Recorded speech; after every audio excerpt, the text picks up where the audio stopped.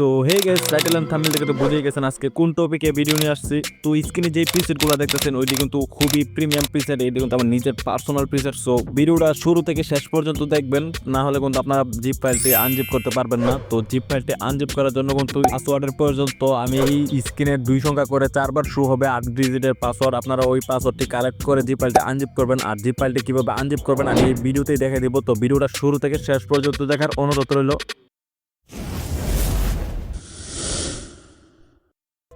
So আপনারা কিন্তু স্ক্রিনে দেখতে পারতেছেন যে প্রিসেটের কালার কোয়ালিটি কিরকম। এই প্রিসেটের ফাইল দিয়ে কিন্তু আপনারা কিন্তু মোবাইলে তোলা ছবিগুলোকে এডিট করতে পারবেন খুবই সুন্দরভাবে।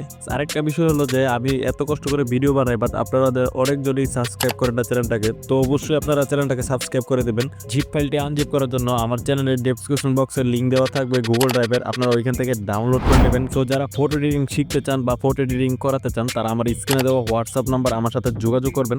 আপনারা প্লে স্টোর থেকে এই জেডাসেভার অ্যাপসটা ডাউনলোড করে নেবেন। ডাউনলোড করার পর জেডাসেভার অ্যাপসটা ওপেন করে দেবেন। ওপেন করার পর দেখেন আমার কিন্তু অন্য একটা ফাইলে আছে, আপনাদের কিন্তু ডাউনলোড ফাইলে থাকবে। সো এটাকে কপি করে নেবেন। উপরে দেখেন একটা অপশন আছে স্টোরেজ, তো ডিভাইস স্টোরেজে ট্যাপ দিবেন।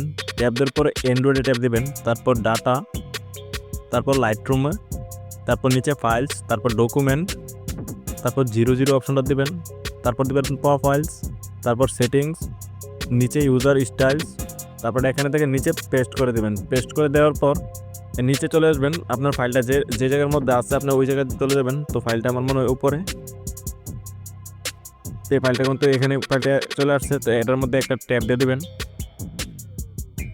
ট্যাপ দেওয়ার পর এক্সট্রা হেয়ার দিয়ে দেবেন। যে পাসওয়ার্ডটা আপনার ভিডিও থেকে কালেক্ট করছেন আপনার ওই পাসওয়ার্ডটা দিয়ে এটাকে আনজিপ করে দেবেন।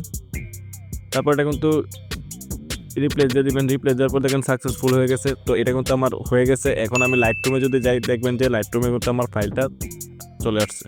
সো লাইটরুমটা ওপেন করে দিলাম। ওপেন করার পর দেখেন প্রিসেট অপশনে ট্যাপ দিলাম। ট্যাপ দেওয়ার পরে এই ফাইলটা কিন্তু শো হয়ে গেছে। অ্যান্ড ফাইলের ভিতরে যে প্রিসেটগুলো আছে ওইগুলো দেখেন কীরকম। সো আপনারা প্রিসেটগুলো অবশ্যই কাস্টমাইজ করে নেবেন, যে সময় ইউজ করবেন ওই সময় কাস্টমাইজ করে নেবেন। এই প্রিসেটগুলো কিন্তু মোবাইলে তোলা ছবির মধ্যেও কিন্তু ভালো রেজাল্ট আসে। সো আজকের ভিডিও এই পর্যন্তই। নেক্সট ভিডিও কোন টপিকে নিয়ে আসবো আপনারা কমেন্ট করে জানিয়ে দেবেন।